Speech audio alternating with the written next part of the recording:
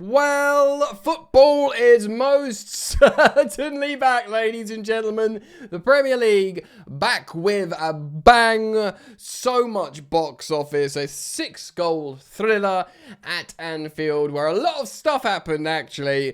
And we're going to get into it today. Oh, Premier League debuts, certainly for Liverpool. From Kirkiez, Frimpong, Wirtz, Hugo Ekitike, and then of course we're seeing a Bournemouth that was decimated their backline. They lost 4 of their 5 backline players. Of course, bringing in the likes of Georgi Petrovic and goal, replacing Kepa. There was a beautifully observed tribute to, obviously, the sad passing and loss of Diogo Jota and his brother.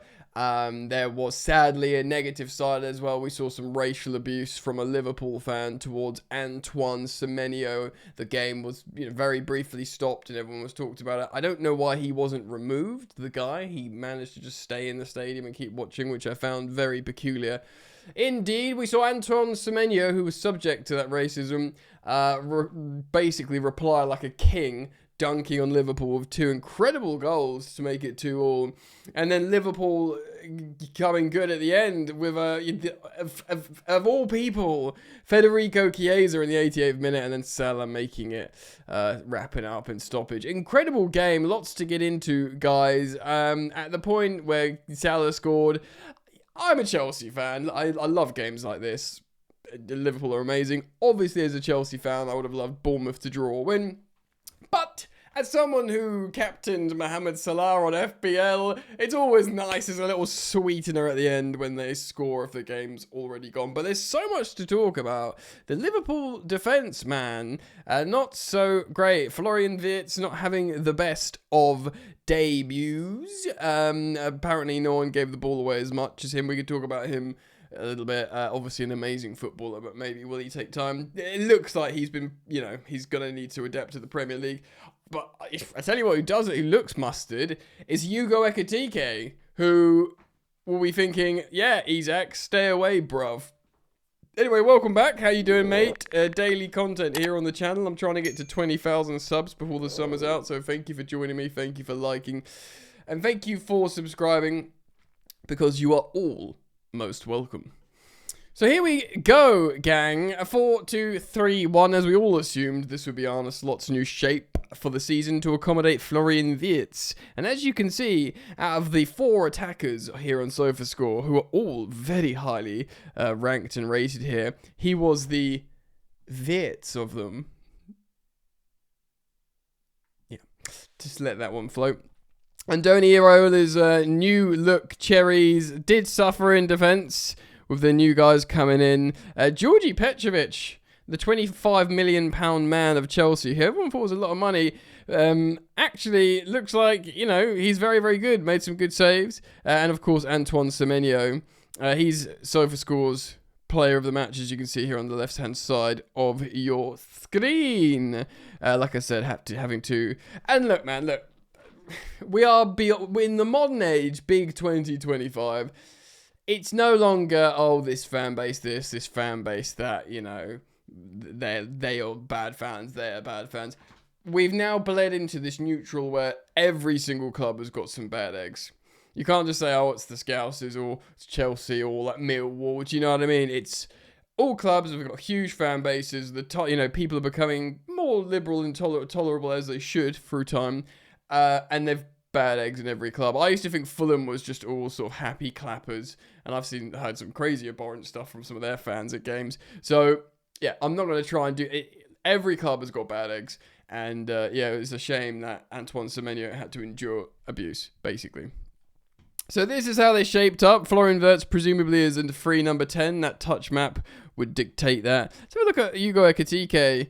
Yeah, playing centrally as well. Pretty withdrawn, actually. Not doing an Erling Haaland sitting in the box as much. Cody Gakpo, very much to the left. And as we would suspect, Mo Salah on the right. Interesting indeed. And as you can see, the attacking momentum here on the left-hand side, predominantly, it is. There was periods of absolutes, the early of the second half and at the end of the game, Liverpool. But otherwise, pretty even, apart from those dominant segments, of course, that is what counts. Let's look at the stats. I always forget they've changed it here on SofaScore. Statistics.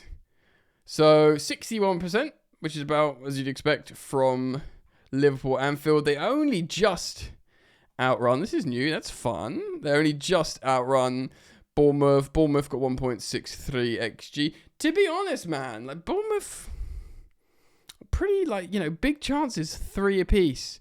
They really gave it a good showing. Of course, 6 goalkeeper saves to the 1. This is where Georgi Petrovic, where the Bournemouth fans will feel like they've got a really good goalkeeper there. And they have. Many Chelsea fans would have told you they would prefer Petrovic over Sanchez as their starting goalkeeper. Slightly different styles. Yeah, I think Bournemouth looked really good, man. They did.